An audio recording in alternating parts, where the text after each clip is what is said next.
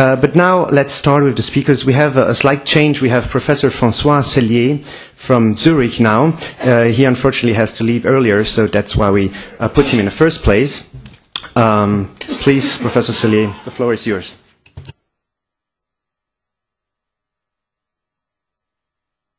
Thank you, Mr. Chairman. Ladies and gentlemen, good afternoon. There is a Saudi proverb. It goes as follows. My grandfather rode a camel. My father drove a Mercedes. I'm flying a jet airplane. My son will ride a camel. So I'm starting with this proverb to remind all of you.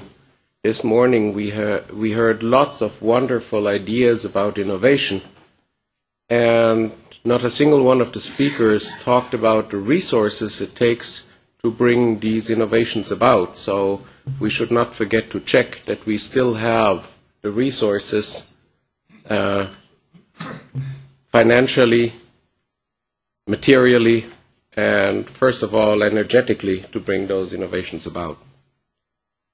Yesterday, Mr. Rifkin talked about the 3 ongoing challenges or events that together form a perfect storm. He talked about economic meltdown. He talked about energy security, and he talked about climate change. What he didn't tell us is what made these challenges all pop up simultaneously and right now. Why does it happen? What I'll try to do with my presentation is shed some light on that question. I'll start with a simulation of a simple chain letter. We all know chain letters. We know they're illegal. So someone has a bright idea, starts a chain letter, and those who start with the chain letter early make a lot of money. The faster the exponential growth, the more money the early generations will make.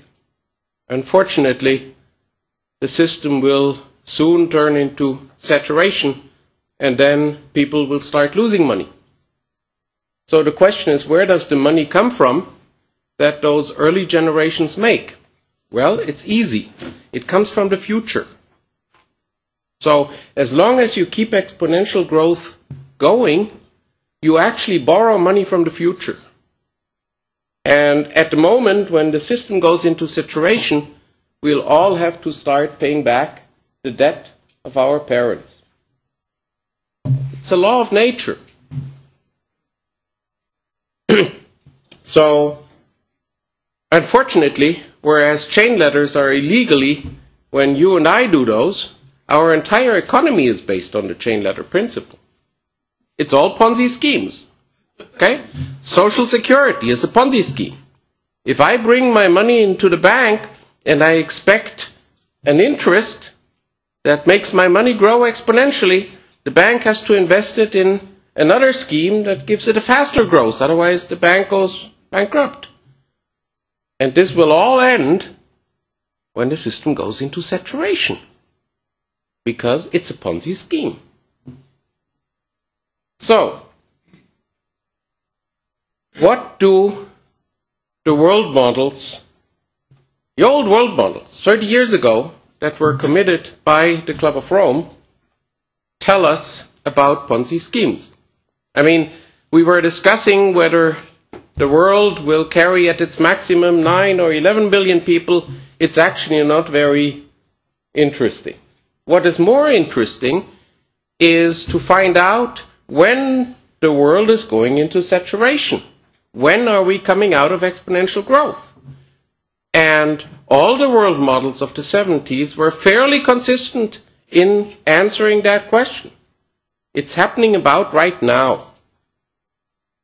So what we see right now, Madoff is not a bad apple in an otherwise healthy environment. He was just unlucky enough to be one of the first ones to experience, well, the limits to growth, to experience coming out of exponential growth. That's what killed him. Well, he's not dead, but killed his business. Okay? So, the world models are fairly consistent in that, and I think we still have to take them seriously. So what can we do about it? That's depressing. It's a law of nature. It's systemic. We are now reaching the limits to growth of this planet. We have to learn to deal with it.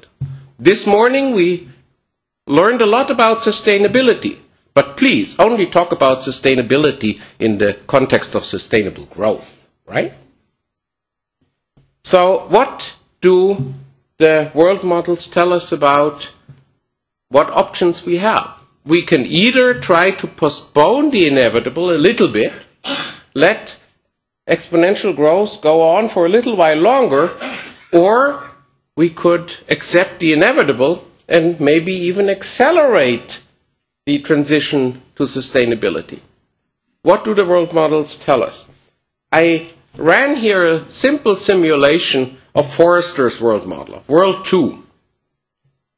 What I did is I created a performance index. This performance index rewards a large material standard of living, that's good, and it punishes the negative population growth. It punishes die-off.